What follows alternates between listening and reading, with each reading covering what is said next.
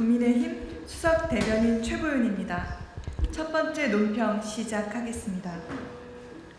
오늘 국회 운영위원회 대통령실 국정감사에서 핵심 증인인 김현지 부속실장은 출석하지 않겠다는 입장을 고수하고 있습니다. 이재명 대통령이 김현지 실장을 콕 집어 국감에 나가라고 지시했다는 보도까지 나왔습니다. 그러나 결과는 불출석입니다. 민주당과 대통령실은 그동안 불출석 사유로 대통령 일정 수행을 제시해왔습니다. 하지만 어제 강훈식 비서실장은 SNS를 통해 대통령이 몸살로 예정된 일정을 소화하지 못했다며 곧 복귀할 것이라고 밝혔습니다. 실제로 대통령이 참석하기로 했던 행사에도 비서실장이 대신 참석했습니다. 즉, 대통령 일정이 사라졌습니다. 대통령이 몸살로 일정을 취소한 순간 부속실장은 대통령 일정 수행 때문에 국회에 출석할 수 없다는 명분은 사라졌습니다. 대통령의 건강을 걱정하는 국민들의 마음을 증인 회피의 명분으로 사용하지 마십시오. 김현지 실장은 인사개입 및 권한남용 의혹부터 법인카드 유용 관련 PC 교체 지시 녹취, 공무원 신분으로 대선 자금 논의 정황 등 의혹의 중심에 서 있습니다. 여기에 더해 김용 전 민주연구원 부원장 재판에서는 위증교사 혐의로 기소된 대선 캠프 인사들이 김현지 실장으로 추정되는 인물과 재판 관련 논의를 한 정황까지 드러난 바 있습니다. 그런데 자료 제출도 사실 해명도 출석도 없었습니다. 1992년 이후 대통령실 국감에서 총무비서관이 불출석한 전례는 단 한 번도 없었습니다. 대통령실은 국감 출석을 피하려고 총무비서관이던 김현지 실장을 부속실장으로 급히 이동시키는 꼼수까지 썼습니다. 게다가 민주당은 김현지 실장의 출석을 막기 위해 무려 50여 명의 증인 참고인 명단을 한꺼번에 제출했습니다. 그래서 김현지 방탄정당이라는 비판을 받는 것입니다. 숨기려 할수록 의혹은 커지고 정권에도 더 큰 부담으로 돌아올 뿐입니다. 지금이라도 김현지 실장은 국감에 출석해야 합니다. 이럴 때 쓰라고 있는 제도가 동행명령 발부입니다. 끝으로 이재명 대통령 몸살에 대한 우려와 쾌유를 기원합니다. 그러나 외교 강행군의 결과는 국민이 판단할 것입니다.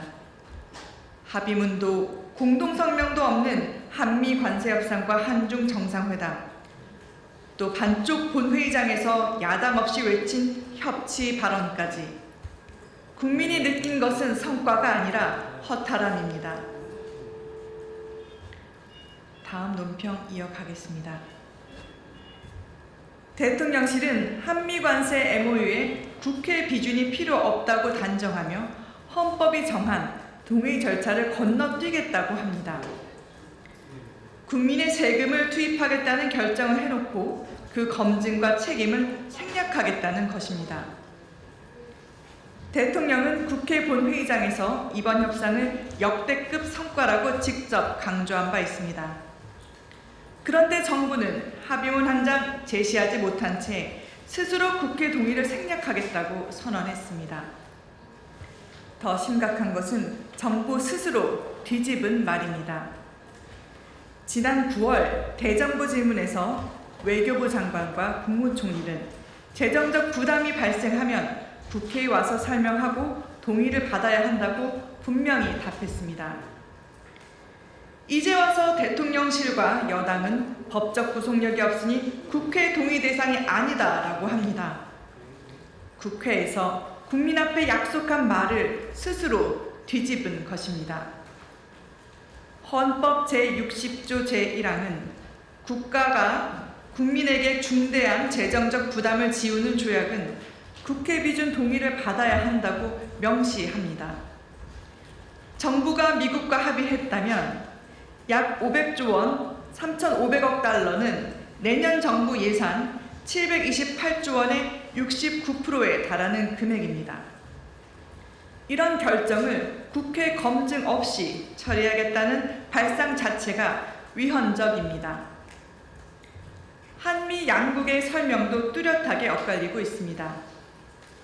우리 정부는 3,500억 달러 현금 투자와 투자 상한 결정을 강조했지만 미국 측은 총 9,500억 달러 투자, 반도체 관세 제외, 농산물 시장 100% 개방을 언급하고 있습니다. 핵심 수치와 조건이 서로 다른데도 이를 확인할 합의문, 팩트시트, 서명 문서는 단 하나도 공개되지 않았습니다. 종이 한 장 없이 그냥 믿어달라는 말만 반복하는 것, 이것이 과연 책임 있는 국가 운영의 방식입니까? 국민의 세금을 투입하려면 최소한 어떤 문서에 어떤 약속을 했는지 공개하고 설명해야 합니다. 국회 동의는 바쁘니까 생략하는 절차가 아니라 헌법이 정한 국민에 대한 의무입니다. 국민이 도대체 뭘 보고 믿으라는 것입니까? 다음 논평 이어가겠습니다. 권대영 금융위원회 부위원장이 비투도 레버리지 투자의 일종으로 볼 수 있다고 말한 다음 날 코스피는 장중 6%까지 가까이 폭락했고 사이드카까지 발동됐습니다. 금융정책 최고 책임자의 발언이 나온 직후 주식시장은 크게 요동쳤고 국민의 재산이 흔들렸습니다. 국가 경제를 책임지는 자리가 주식 투자 조언이나 하는 자리입니까? 더 큰 문제는 이번 발언이 개인 실수가 아니라 이 정권의 경제 인식이라는 것입니다.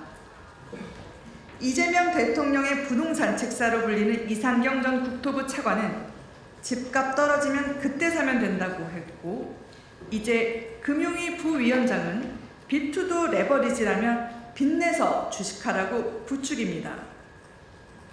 부동산에서는 대출을 죄악시하며 주담대 6억 상한을 씌워 청년과 서민의 내 집 마련을 막으면서 주식시장에서는 비투를 미화합니다. 권 부위원장은 주식이 가장 높은 수익률이었다. 우상향하는 대한민국 주가 지수라고도 말했습니다. 정부 인사가 코스피 5천을 암시하고 낙관론을 부추기는 순간 외국 자본은 차익 실현하고 빠져나갑니다. 남는 것은 국민의 눈물뿐입니다. 고점에서 빚을 낸 청년과 서민의 계좌만 깡통이 됩니다. 이런 발언은 실언이 아니라 집단 소송감입니다. 권 부위원장은 사무처장 시절 주담대 6억 규제를 설계한 인물이며 이재명 대통령은 이 대출 규제를 공개적으로 잘했다고 평가했습니다. 정권의 방향에 맞춰 규제를 만들면 승진하고 그 정책의 위험은 국민에게 떠넘기는 구조입니다.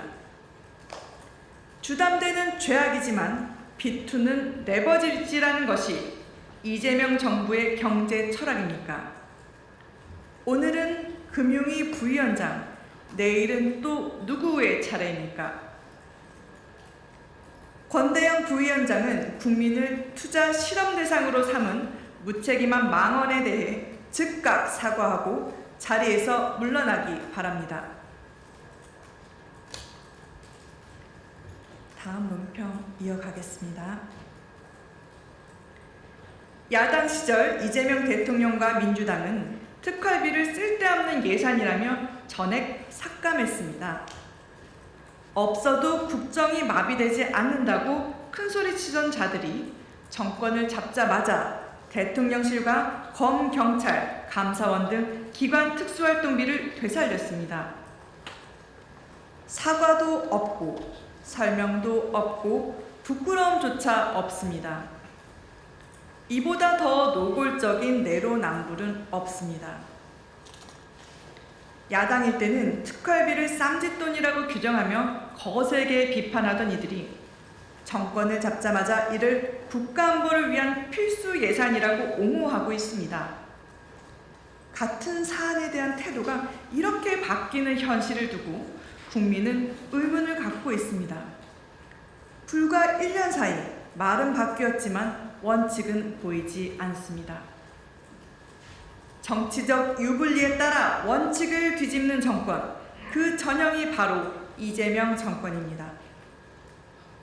쓸데없던 돈이 없어서는 안 되는 돈으로 둔갑하는 순간 정의는 실종되고 책임은 사라집니다. 특활비는 안보, 외교, 정보활동 등 국정 수행에 필요한 최소한의 예산이라는 절규에도 민주당은 야당 시절 이를 철저히 외면했습니다. 오로지 정쟁을 위해 삭감의 칼을 휘두르고 국정의 효율을 짓밟았습니다. 수사와 안보 공백을 초래한 것도 모자라 이제는 아무 일 없었다는 듯 되살려놓고 국익을 말합니다. 그 국익이 국민이 아닌 정권 자신을 위한 방패막이라면 그것은 국가 이름을 사칭한 사익일 뿐입니다. 이재명 대통령은 특활비 복원에 앞서 국민 앞에 석고대죄하십시오. 스스로의 말을 부정하고 원칙을 뒤집은 책임을 인정하십시오. 국민의 눈을 감히 똑바로 볼 수 있습니까? 신뢰를 저버린 정권, 국민이 반드시 심판할 것입니다. 금일 논평 마치겠습니다. 감사합니다.